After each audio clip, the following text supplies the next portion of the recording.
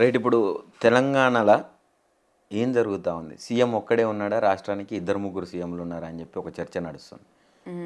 నిన్న ఒక సభలో చూసుకుంటే సీఎం రేవంత్ రెడ్డి అన్నని కూర్చోబెట్టి ముందు వరుసలో అక్కడ ఉండాల్సినటువంటి అంటే ఆ సీట్లకు అర్హులైనటువంటి కలెక్టర్ అని సైతం వెనకాల కూర్చోబెట్టారు.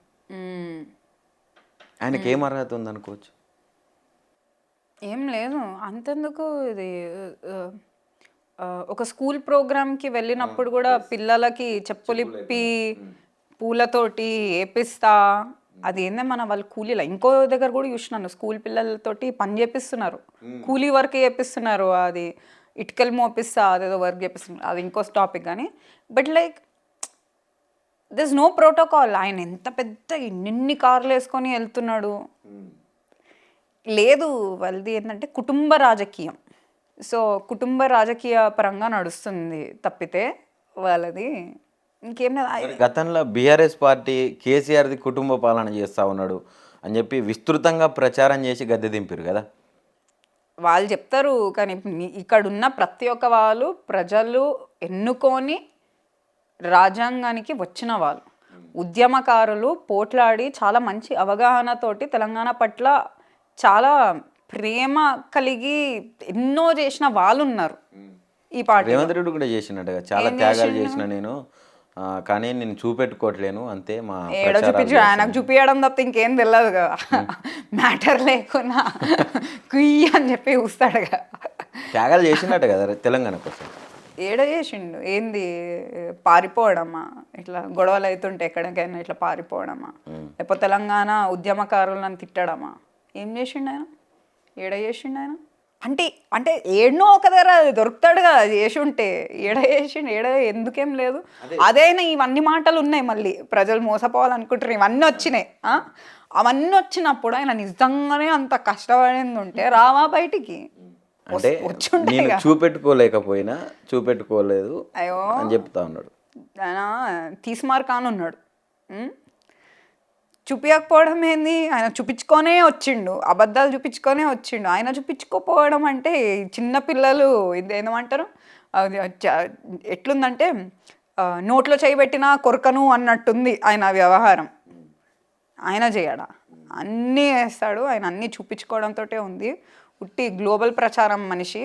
So right. ఇప్పుడు పోలీస్ వ్యవస్థ ఎట్లా ఉన్నది, ఏం చెప్తారు మీరు పోలీస్ వ్యవస్థ మీద? కొంతమంది పోలీస్ వ్యవస్థ పూర్తిగా పార్షాలిటీ చూపిస్తూ ఉన్నదని చెప్పి చెప్తా ఉన్నారు ఒక సైడ్కి.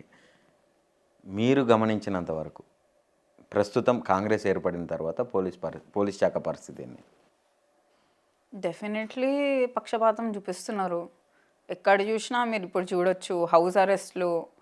ఏమనంటే తెలంగాణ భవన్కి వచ్చి కాంగ్రెస్ నాయకులు దాడికి దిగినా కూడా పోలీసులు రానిది, సోషల్ మీడియాలో ఏదో నిజం మీరు చెప్తున్న అబద్ధం ఇది నిజం అని చెప్తేనే కేసులు వేసి అరెస్ట్ చేయడం. నేను కేసు వేసినాను కాంగ్రెస్ సోషల్ మీడియా కోఆర్డినేటర్ మీద, దానికి ఏం పట్టించుకోలేదు. అదే వాళ్ళు కాంగ్రెస్ నాయకులు బీఆర్ఎస్ సోషల్ మీడియా మీద కేసేస్తే వెంటనే వచ్చి అరెస్ట్ చేయడం, 4-5 రోజులు పెట్టి ఇంటరోగేషన్ చేయడం, ఇవన్నీ పక్షపాతం చూపిస్తున్నట్లనే కదా. ఎందుకు అనుకోవచ్చు? అంటే వీళ్ళు కూడా 4 సంవత్సరాలే ఉంటారా? ఒక 4 సంవత్సరాలు పోతే ప్రభుత్వం మారుతుంది కదా, మరి వీళ్ళ పరిస్థితి ఏందప్పుడు? బీఆర్ఎస్ 1.0నే చూసిండ్రు. ఇప్పటివరకు బీఆర్ఎస్ ఎప్పుడు అట్లాంటి చర్యలకు పాల్పడలేదు. They acted very decent. ఇంకెంతమంది బూతులు తిట్టుకునే వాళ్ళు ఉన్నారు ఇవన్నీ న్యూస్ ఛానల్లో అది ఇది. కానీ ఇప్పటివరకు I think they acted very decently compared to వీళ్ళు ఎట్లా చేస్తున్నారు. కానీ వాళ్ళకి ఇంకా ముందు ఉంటుంది, చెత్త మాట్లాడితే మేము కూడా ఎట్లా రియాక్ట్ అవుతామో అనేది తెలుస్తుంది ఇంకా ముందు. అండ్ వాళ్ళకు ఉండాలి, వాళ్ళకి తెలివితేటలు ఉండాలి. ఎందుకంటే వాళ్ళు ఎట్లా రారు, వాళ్ళు చేసే దరిద్ర పరిపాలనని ఎవ్వరు ప్రజలు మళ్ళీ కోరుకోరు. సో కొంచెం ఆలోచించుకొని మాట్లాడాలి, ఎందుకు మాట్లాడుతున్నామో అని మాట్లాడాలి. విమర్శించవచ్చు, ప్రతి విమర్శ ఉండాల్సిందే రాజకీయాల్లో. ఎందుకు కోరుకోరు మళ్ళీ రావాలని? 34 దాకా 32 దాకా నేనే ఉంటా, 2032 34 దాకా కూడా నేనే సీఎం ఉంటా, నన్నే గెలిపిస్తారని చెప్పి చెప్తా ఉన్నాడు కదా రేవంత్ రెడ్డి. పిచ్చోడు అని చెప్తున్నాను కదా రేవంత్ రెడ్డి అది అంటే మంచి చేస్తున్నాం కాబట్టి ఆ నమ్మకం వస్తుందేమో.